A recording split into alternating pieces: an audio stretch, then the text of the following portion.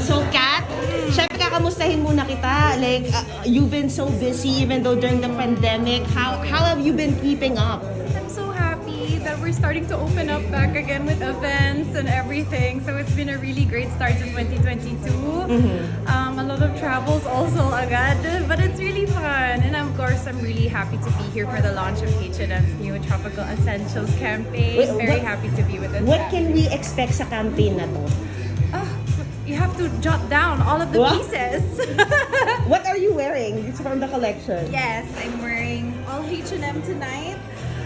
But really, it's just the quintessential summer go-to looks that, I mean, I'm not very fussy when it comes to what to wear. I always look for style and comfort because, you know, I'm quite, very low maintenance in that way. So I love that summer essentials are both comfortable for the heat of the climate of the Philippines, but also super stylish.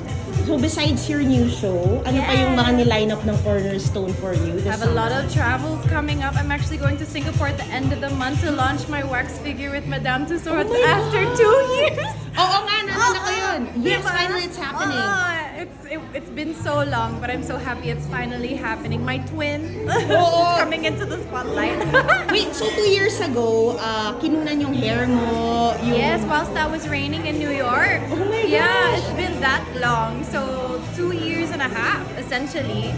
But she was supposed to launch in 2020. Now she's launching in 2022 in Singapore. So very, very exciting. Was it originally Singapore or Hong Kong dapat siya na She was Madam? meant to live in Singapore, but she's meant to also do like a little tour, Oh Thailand, my Hong Kong, God. Manila, and then back to Singapore. I don't know if the tour will be delayed, but she's launching muna in Singapore, which Oh is really my God. exciting. I know. How about your, di ba you do have shows internationally as well?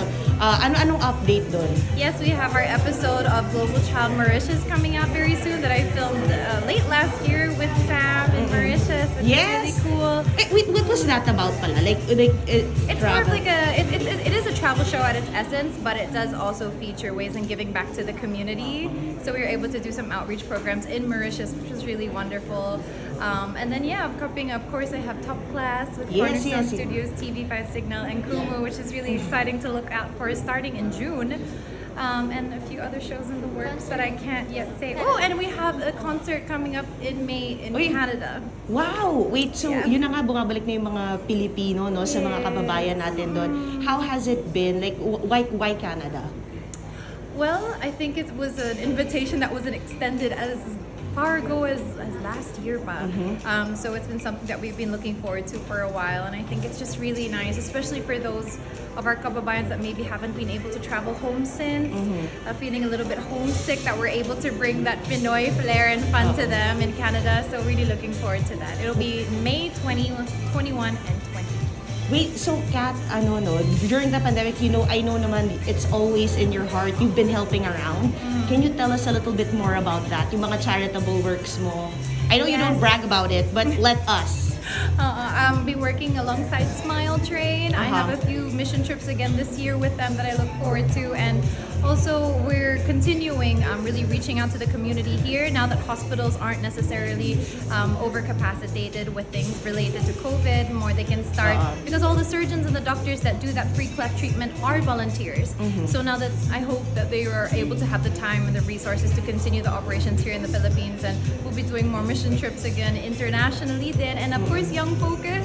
Yes. Their schooling is starting to get back into a normal, Hey, oo. as close to normal as we've been for the last 2 years, because during the pandemic it was very difficult. As you know, so many schools migrated to online learning, and it's not the reality for the children Ilan na there that they students mo have dun the sa Young- devices and they have the internet. How many are your students right now in Young Focus? 600 to 800. Grabe, ang But dami. unfortunately, there has been a huge influx of students that have unfortunately dropped out.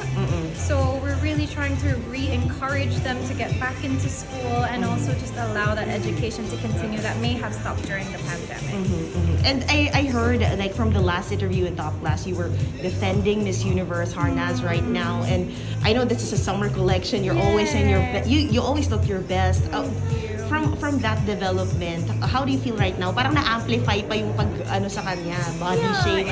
It's my heart goes out to her because I have been been there. I've been bashed by not even my own countrymen, but people from other countries. And as a young woman in a public eye, that's a very difficult thing to navigate and to take on, because at the end of the day, we're all human, right? Everything hurts. Nag-usap kayo after? Hindi. Yeah, we do chat over social media, and she's assured me that she's not letting it get to her. She's Ay, a that's very good. strong woman, and I really applaud her for that, because it is a very difficult thing to put yourself out there in that way and be met with that type of criticism. But like as I said in that interview, it's really, we're not pushing Miss Universe to be just an image, a body shape. We're not put on these platforms so we